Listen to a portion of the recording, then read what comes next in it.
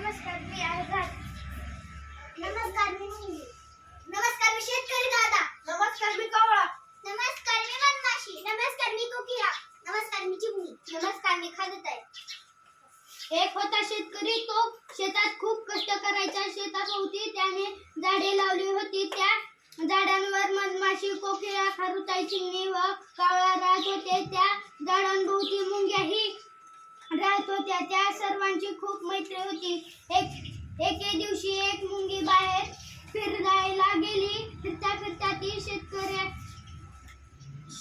पोचली. शेतात होती सूर्यफुलाची पिवळी दमक टपोरे आणि टवटवीत. मुंगीला फुले खूप आवडली. ती गेली शेतकऱ्याकडे. त्याला म्हणाली, शेतकरी दादा काम करता सदा कदा करणार का फुलांचा धंदा? हो का बाई, करतो ना धंदा. फुले तोडतो, बिया वाळवतो, तेलासाठी बिया पेरतो, सर्वांसाठी कष्ट करतो. शेतकऱ्याचे बोलणे ऐकून मुंगीच्या मनात एक विचार आला. तिने शेतकऱ्याकडून एक फूल घेतले. घरी आली. फुलातल्या बिया काढल्या. काही बिया कोकिळेला दिल्या. काही बिया खारुताईला दिल्या.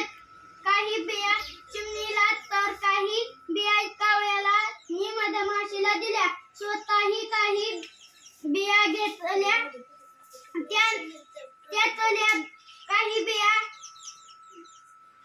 त्यातल्या काही बिया खाल्ल्या आणि पुढच्या वर्षी खाण्यासाठी काही बिया जपून ठेवल्या. कोकिळेच्या कपाळावर आल्या. तिने कावळ्याच्या घरट्यात ठेवल्या बिया. कावळ्याने बिया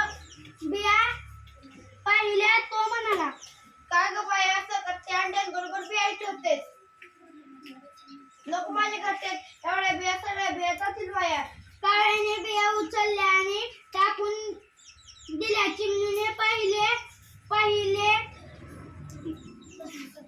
बसली. बिया शोधायला सोलता कंटाळा आला. काय बाई त्रास म्हणत निघून गेली खेळायला. खारुताई होती खूप चपळ. सारखी ती पळापळ बिया घेऊन झाडाच्या शेंड्यावर गेली. प्रत्येक बी लपवून ठेवली. शेंड्यावरून जमिनीवरून शेंड्यावर खेळता बी खाऊन टाकली.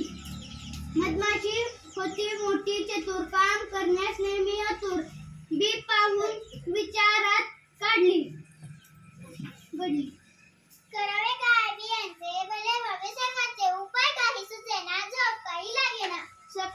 सकाळ होताच चटकन उठली. बिया घेऊन जमिनीवर आली. आनंदाने गाऊ लागली, या रे या मित्रांनो, खट्ट्या खाल्ल्या गळ्यात. कावळा म्हणाला, कशासाठी? मधमाशी म्हणाली. यावर कोकिळा म्हणाली, मला नाही वेळ, कामाचा अन्न माझ्या कधी बसायचा वेळ. कोकिळा गेला उडून. चिमणी राहिली झोपून. कावळा म्हणाला, माझ्या चांडे होणार नाही, काम करून दमले गो बाई. खारुताई आली. सर डोळे फिरवत गर मधमाशीला म्हणाली, ताई तात्यात का जरा बघ, सुटला छान सवा, खेळून घेते पोटभर, तोपर्यंत काम तूच कर. मग मधमाशीने बिया रुजत घातल्या. पाऊस आला. पाऊस पडला. बिया रुजल्या. रोपटी भर वाढू लागली. त्याला पिवळी फुले आली. फुले वाऱ्याने डोलू लागली. फुले पाहून मधमाशी आनंदाने गाऊ लागली.